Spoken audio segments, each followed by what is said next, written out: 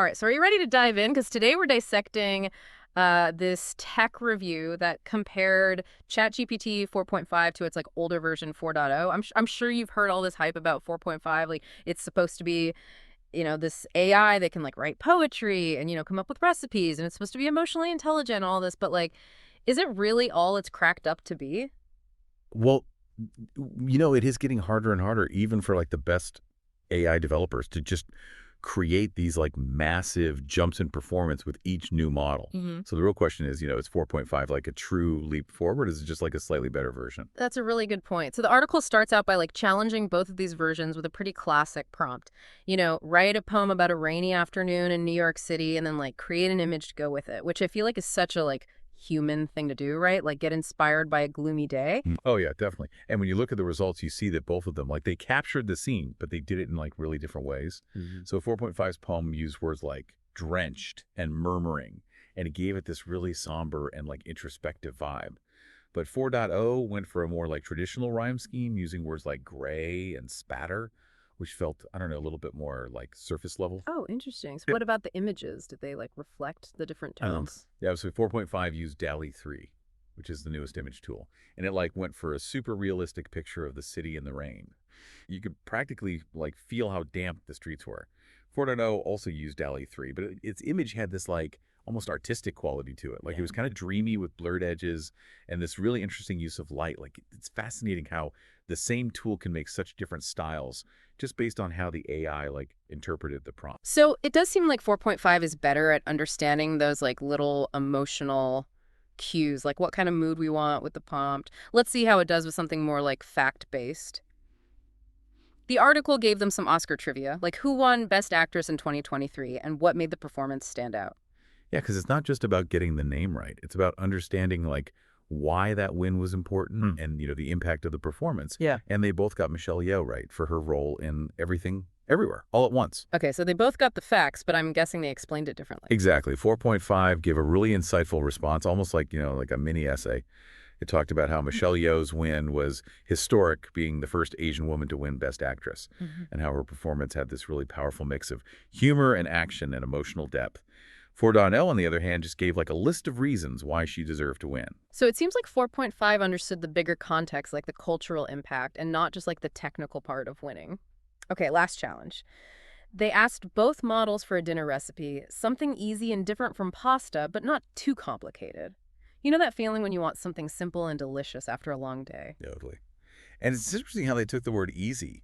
So 4.5 suggested this honey garlic salmon with roasted broccoli, which sounds quick and yummy. Ooh, now I'm getting hungry. What did 4.0 come up with? It had garlic shrimp and roasted vegetables, which also sounds good. But the recipe had like a bunch of steps, different pans, and a lot more ingredients. It's like 4.5 knew that I don't want to do a ton of dishes. Yeah, it's like it understood that easy wasn't just about the ingredients, but also like the whole experience of cooking. So after these three tests, do we have a clear winner? Is 4.5 like blowing 4.0 out of the water? I wouldn't say it's a total knockout. 4.0 is still really good, especially for, quick answers and everyday stuff.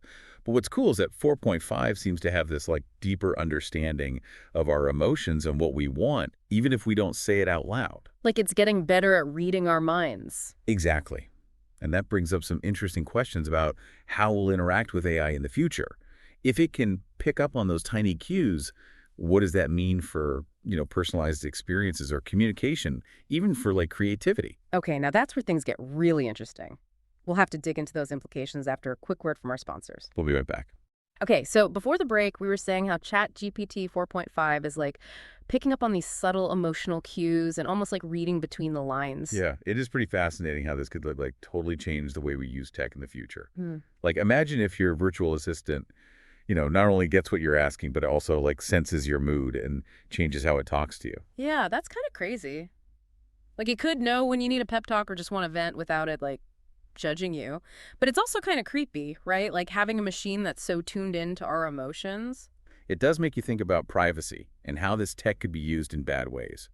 But for now, let's stick with the good stuff. Like think about education.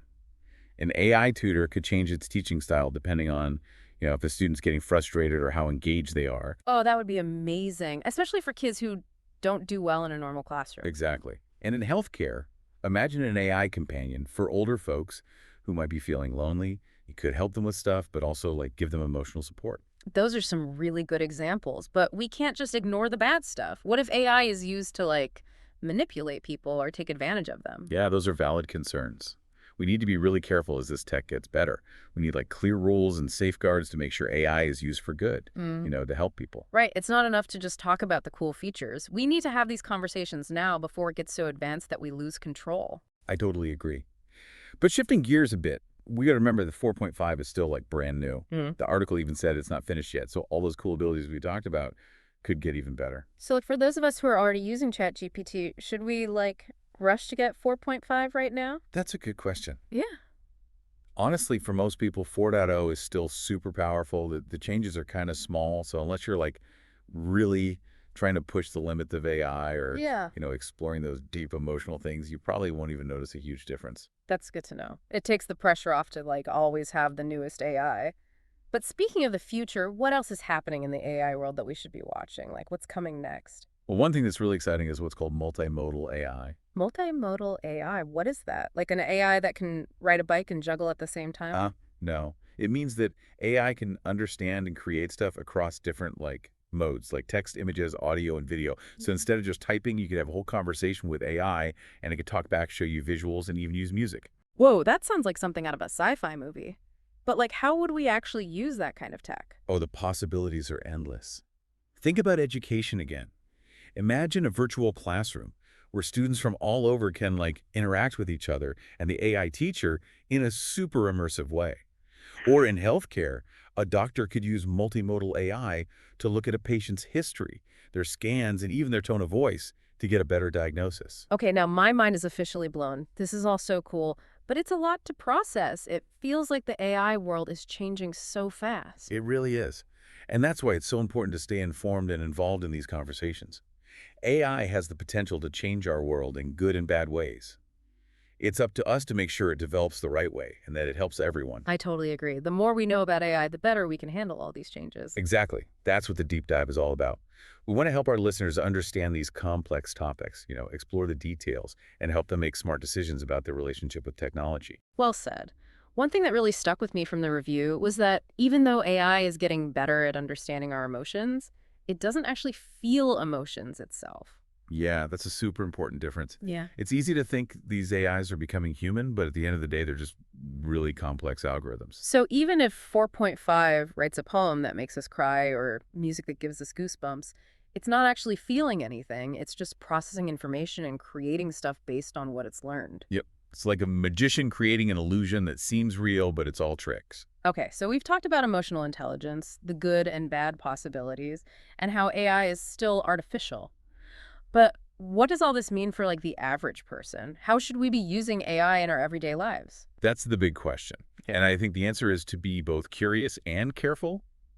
Be open to the possibilities and see what these tools can do, but also be aware of the downsides. So try out ChatGPT and other AI stuff, but don't believe all the hype and know what it can't do. Right. And remember that AI is a tool, and any tool can be used for good or bad. It's our job to make sure it's used ethically and responsibly. That's a good point. It's not about just accepting what AI gives us, but helping to shape its future. Exactly. And that's a good takeaway for our listeners. Keep learning, keep asking questions, and keep talking about it. I couldn't agree more. So we're going to wrap up this deep dive into ChatGPT 4.5 and the world of AI. Thanks for listening. And remember, the future is up to us. So let's make it a future where AI makes us better, connects us, and helps us become the best we can be. Until next time, keep exploring. It's funny because we have these AIs like ChatGPT that are getting so good at understanding our emotions, Yeah. but then they don't actually have any feelings themselves. Yeah, it's like we're seeing ourselves in them, even though they're totally different. Right. The article talked about how important it is to remember that AI is artificial. It's copying us based on all the data it's learned, but it doesn't feel things the way we do. Yeah, that's important because it's easy to get carried away and think that these AIs are becoming sentient or something, but they're really just very complex tools. So even if 4.5 can write a poem that makes you cry, it's not actually feeling sad. It's more like it's learned how to use language to make us feel that way. Exactly. It's Yeah. like a really good magician. It creates something that seems real, but it's all just an illusion. Okay, so we've talked about emotional intelligence, the good and bad things about it, and how AI is still artificial. But like stepping back, what does this all mean for us? How should we be thinking about AI in our lives? That's the big question. Mm. I think we should be curious but also careful. Like, be open to what AI can do, but also be aware of the risks. So like try out ChatGPT and stuff, but don't believe everything you hear and know that it has limits. Exactly. And always remember that AI is a tool. Hmm. And like any tool, it can be used for good or bad. It's up to us to make sure it's used in the right way. That's a really good point. It's not about just letting AI happen to us. It's about helping to shape how it develops. Absolutely. Really? That's what I hope our listeners take away from this. Keep learning, keep asking questions, and keep talking about it. Well said. So that wraps up our deep dive into ChatGPT 4.5 and the world of AI. Thanks for joining us. It was great being here. And remember, the future is what we make it. So let's make it a future where AI helps us connect with each other and become better versions of ourselves.